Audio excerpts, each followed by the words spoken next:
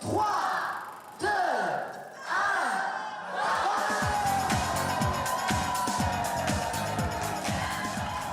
Voilà, c'est comme ça que j'ai connu la rosée du matin, lors d'un nouvel an.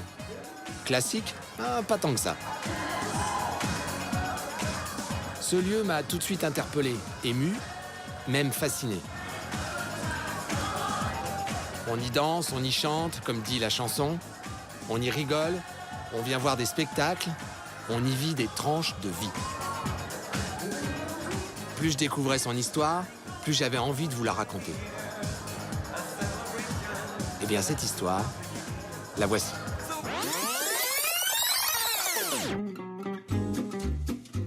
Eh bien, on se trouve à Nasvinal, au plein cœur de l'Aubrac. Fabuleux territoire, hein, cheval sur 3 départements, l'Aveyron, le Cantal, la Lozère.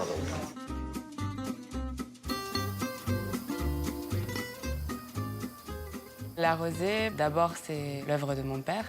C'est aussi un lieu où je me suis émerveillée. C'est aussi un lieu où j'ai vu des gens s'émerveiller devant des spectacles, sur une piste de danse. Et ça m'a ouvert sur tout un monde que je ne connaissais pas, quoi. Ce gars qui avait créé la Rosée du matin, qui s'appelle Albert Bergognon, Bébert pour tout le monde, il est parti un petit peu à Paris. Il avait rencontré à Paris des gens du showbiz un peu, qui avaient pignon sur rue, ça pouvait être le Lido et tout ça. Et il s'était dit pourquoi pas en Lozère et monter une boîte de nuit.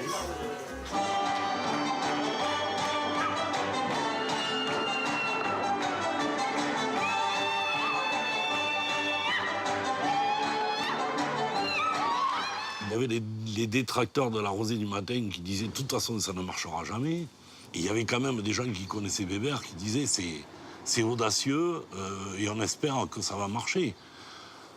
Ça a tellement bien marché que personne n'y croyait, quoi. Ça a attiré un monde de fous et voilà.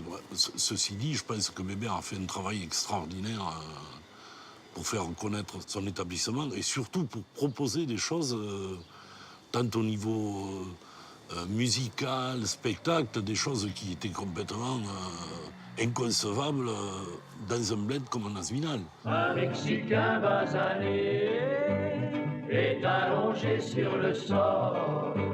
Alors là, oui, il y a eu une période énorme à la Rosée du matin, où il y a eu les gros spectacles avec Véronique Sanson, avec Mike Brandt, enfin, etc., etc.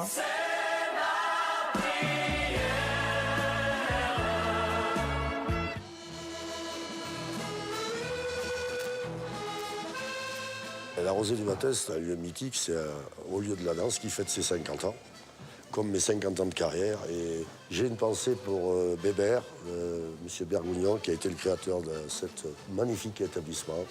Et j'ai fait mes débuts. Et en 1974, j'ai présenté au public lozérien et aveyronnais un jeune imitateur, Patrick Sébastien. C'est des endroits atypiques que tu retrouves de plus en plus rarement dans la France.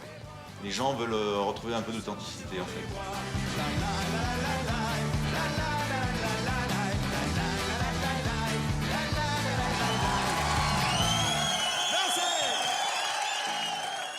Je pense que pour des villages comme les nôtres, mais aussi pour d'autres endroits, c'est essentiel de garder des lieux où on passe des moments inoubliables, des moments de partage, et c'est garant de la conservation de certaines valeurs et des grands moments d'humanité, je dirais.